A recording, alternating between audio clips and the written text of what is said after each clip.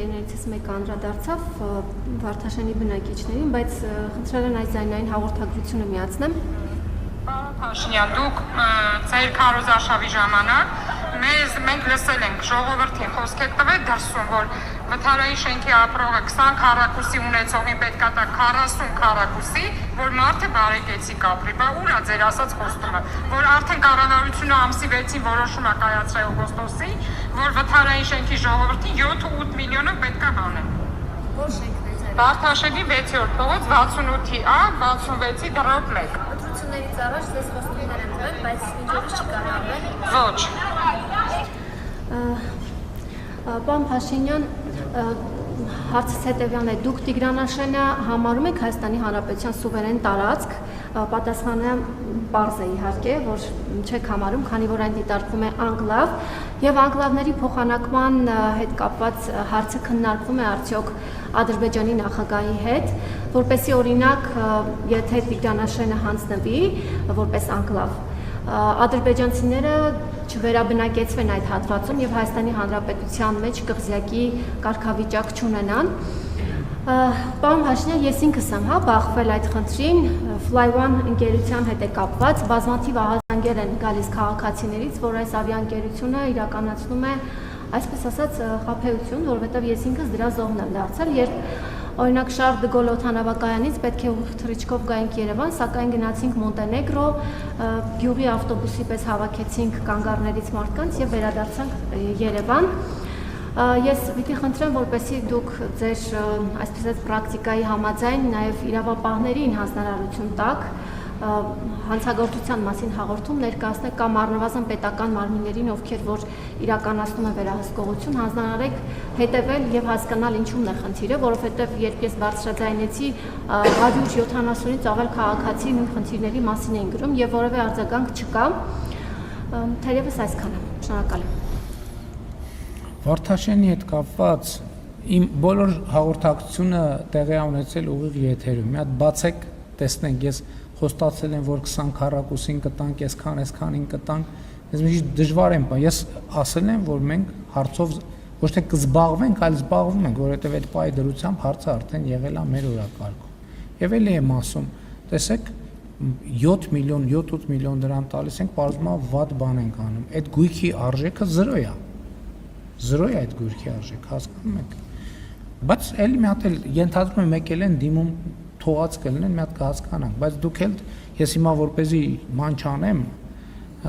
նախկինում ես իմ բանի հիշողության վրա ավելի վստահ էի, բայց հիմա ինֆորմացիայի ծավալը այնքան մեծ է, որ մի քանի դեպք եղել է, որ ես վստահ եմ եղել, որ տենց չեմ ասեն, հենց եմ ասել, հետո պարզվել է, որ տենց չի։ Դրա համար դուք ստուգեք, հետո առիթ կլինի կասեք, տենց եմ ասել, թե տենց չեմ ասել։ Անկլավների թեմայի հետ կապված։ Ուրեմն ես արդեն ասել եմ, որ մենք Հայաստանը եւ Ադրբեջանը խաղաղությանը հաստատել 1991 թվականի Ալմաթայի հռչակագրի հիման վրա։ Ալմաթայի հռչակագրի ընդունման դրությամբ Հայաստանի եւ Ադրբեջանի տարածքները արտահայտող քարտեզներ կան։ Եվ այդ քարտեզներով է, որ մենք Գիրանցի հատվածում իրականացրել ենք սահմանազատում եւ ըմբռնումն է նա, որ այդ քարտեզներով պետք է իրականացնենք սահմանազատում։ Հիմա այդ քարտեզների վրա Արցվաշենը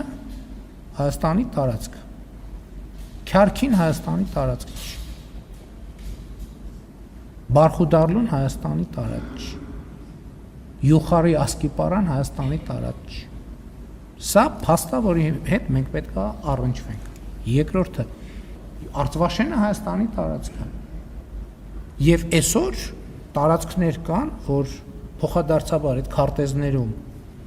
այլ կերպ են արտահայտված, գետնի վրա այլ կերպ է։ Այսինքն բոլորիս հայտնի իրադրությունները Ջերմուկում, բանի Վայոց ձորի մարզում, Տավուշի մարզում եւ այլն եւ այդպես շարունակ։ Հիմա մեր ընկալումը ի՞նչ է,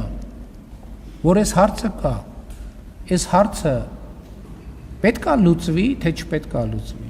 Այո, այս հարցը պետք է լուծվի։ Արդյոք կա տարբերակ այս հարցերը լուծել ռազմական ճանապարհով։ Ոչ, չկա այդպիսի տարբերակ հարցերը լուծել ռազմական ճանապարհով։ Դա անցյալ եւ փակված էջ է։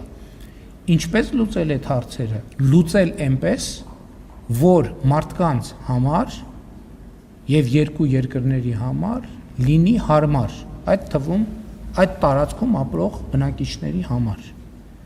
Եվ մենք կոնկրետ այդ թեման, որ եկեք սենց անենք, այս սենցը լինի, այդ թեման կոնկրետ չի քննարկվել երբեք։ Հրապարակային այդ թեմայի շուրջ ավելի շատ բան է ասվել, քան բանակցությունների սեղանի շուրջ։ Եվ սահմանազատման գործընթացում մենք պետք է այդ խնդիրները հասցեագրենք։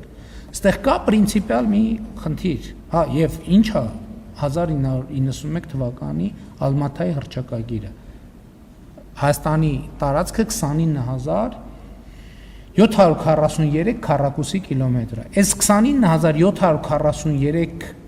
քառակուսի կիլոմետրի մեջ Արցվաշենը կա, ներառված է, բնականաբար, որպես մեր էքսկլավ։ Մեր տարածքում գտնվող անկլավները ներառված չեն, հետևաբար այդ տարածքները այդ հաշվարկի մեջ դուրս են 29743 քառակուսի կիլոմետրից, բայց սահմանազատման process-ների արդյունքում Հայաստանի տարածքը պետք է լինի 29743 քառակուսի կիլոմետր։ Հիմա տարբեր, ես ճամբարակել եմ գնում օրինակ, եւ ճամբարակում կամ նույնիսկ Երևանում հանդիպում եմ արցվաշենցիների։ Նրանց մի մասը ասում են, որ գիտեք ինչ, մեր գյուղը թող վերադառնա, մենք գնանք մեր գյուղում ապրենք։ Մյուս մասը ասում են, դե ճամբարակում արդեն տնավորվել, տեղավորվել ենք։ Թող համապատասխան բանը լինի, տարածքների փոխանակումը լինի, մենք մի հատ էլ հիմա բան չանենք։ Ադրբեջանական կողմն էլ հրապարակային այդ թեմայով հայտարարություններ արել եւ առանց չափազանցության հրապարակային դաշտում այդ թեմայով ավելի շատ ինֆորմացիա կա, քան թե դրա մասին խոսվել է բանակցությունների սեղանի շուրջ։ Մի բան հստակ է։ Մենք այսօր չունենք ոչ մի պայմանավորվածություն, ոչ մի արձանագրում, որ հարցը պետք է լուծել կամ այս կերպ կամ այն կերպ։ Մենք ունենք հստակ ըմբռնում եւ դա արձանագրված է Հայաստանի եւ Ադրբեջանի սահմանազատման հանձնաժողովների համատեղ գործունեության կանոնակարգում, այս անջատեմ, որ ֆիքսենք, որ հնչել է, այս հարցի պատասխանից հետո արդեն ավարտում է։ Այդ բանում փաստաթղթում արձանագրված է, թե մենք ինչ սկզբունքներով պետք է իրականացնենք սահմանազատումը։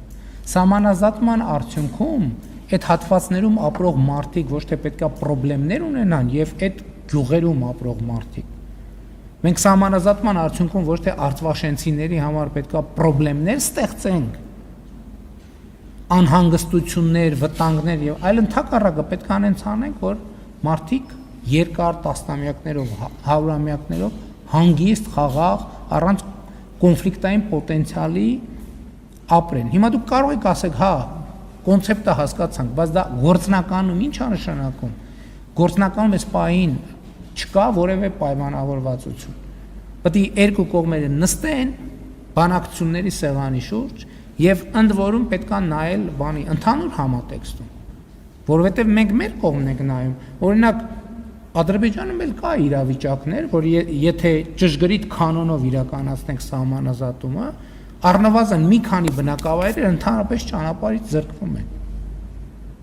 Այսինքն ընեն չի, մենք մեր կողմից ենք նայում, մեզ թվում է, որ մենք այդ խնդիրը մենակ մենք ունենք, բայց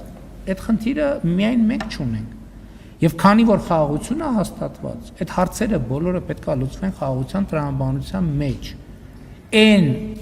հաշվառումով, որ Հայաստանի 29743 քառակուսի կիլոմետր տարածքը ֆիքսվի։ Ադրբեջանի տարածքը, եթե ուշադրություն եք դարձրել, ես չեմ ասում, Հայաստանի տարածքը այսքան պետք է լինի, Ադրբեջանի տարածքը այսքան պետք է լինի։ Էդ էլ որպեսզի դավադրապաշտություն չառաջանա, ասեմ ես ինչի Ադրբեջանի տարածքի թիվը չեմ ասում, որովհետև խորհրդային միության ժամանակներից մինչև հիմա Ադրբեջանի տարածքը փոխվում է կապված Կասպից ծովի մակարդակով, որովհետև բարձրանում է Ադրբեջանի տարածքը քչանում αυξանում է, իջնում է, Ադրբեջանի տարածքը շատանում է։ Դրա համար ես 1-2 անգամ օգտագործել եմ, հետո հասկացել եմ, որ դա բան է, ճիշտ մեթոդաբանություն չի, որովհետև կարա այդ թվերի տարբերությունից մի անգամ այսքան ասեմ, մի անգամ այնքան ասեմ, կարա ինչ մեկնաբանության դաշտ ասես բացվի։ Դրա համար մանավանդ որ դրա համար ես ֆիքսում եմ Հայաստանի Հանրապետության միջազգայինորեն ճանաչված տարածքը։ Ոնց էլ անենք սա հանրազատումը։ Հայաստանի տարածքը պետք է լինելու է եւ է 29743 քառակուսի կիլոմետր։ Շնորհակալ եմ։ Հավանիչ տեսանյութը եւ բաժանորդագրվիչ նորությունները բաց չթողնելու համար։